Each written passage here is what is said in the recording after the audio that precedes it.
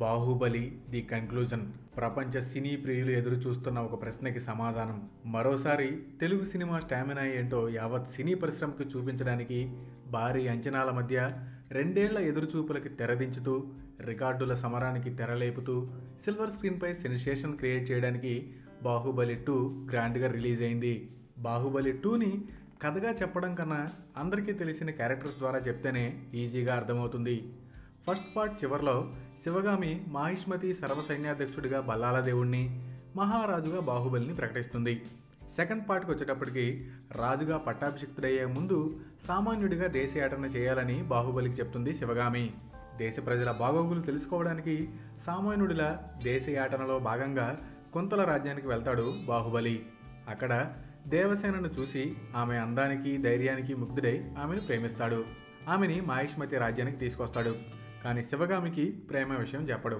శివగామి దేవసేనని బల్లాల దేవుడికిచ్చి పెళ్లి చేయాలనుకుంటుంది. అప్పుడు దేవసేన బాహుబలిని ప్రేమించానని చెప్పడంతో శివగామి కోప్పడి, బాహుబలి నువ్వు రాజు అవుతావా ఈమెకి భర్త అవుతావా అంటే రెండోదే కోరుకుంటాడు. దీంతో రాజుగా బల్లాల దేవ, సైన్యాధ్యక్షుడిగా బాహుబలిని నియమిస్తుంది.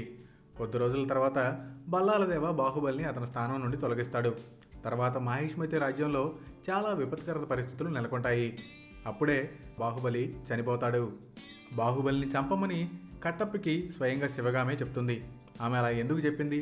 తను చంపించిన బాహుబలి బిడ్డ మహేంద్ర బాహుబలిని తీసుకుని ఎందుకు మాహిష్మతి రాజ్యాన్ని వదిలేలింది? తండ్రి చరిత్ర తెలుసుకున్న మహేంద్ర బాహుబలి తిరిగి మాహిష్మతికి వెళ్ళి ఏం చేశాడు? తల్లి ఆశయాన్ని ఎలా నెరవేర్చాడు? తను ఇష్టపడ్డ అవంతికని పెళ్లి చేసుకున్నాడా లేదా? ప్రతిదీ క్లుప్తంగా కళ్ళకి కట్టినట్టు ఉంటుంది బాహుబలి ది కన్క్లూజన్లో. Senthil camera work, Keeravani compose చేసిన songs, background score, Kamal Kannan visual effects, Kotagiri Venkateswararao editing work, Peter Hein stunts, Arka media production values, ఇలా ప్రతి విభాగం సినిమాలో కీలక పాత్ర వహించింది. రాజమౌళి ఫస్ట్ పార్ట్లో కొత్తగా గ్రాఫిక్స్ చూపించడం, క్యారెక్టర్లను ఇంట్రడ్యూస్ చేయడం తప్ప ఏం చూపించాడు అన్న వాళ్ళకి కంక్లూజన్తో కంగు తినే సమాధానం చెప్పాడు.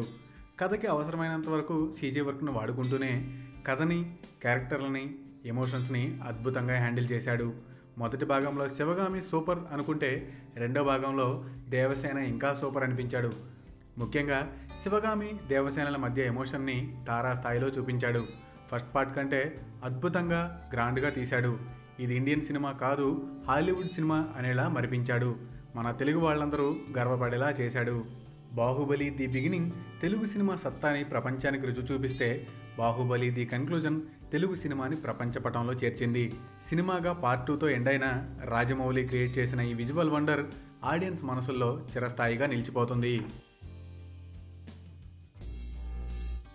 Thanks for watching. For more interesting updates, don't forget to subscribe Filmy Looks.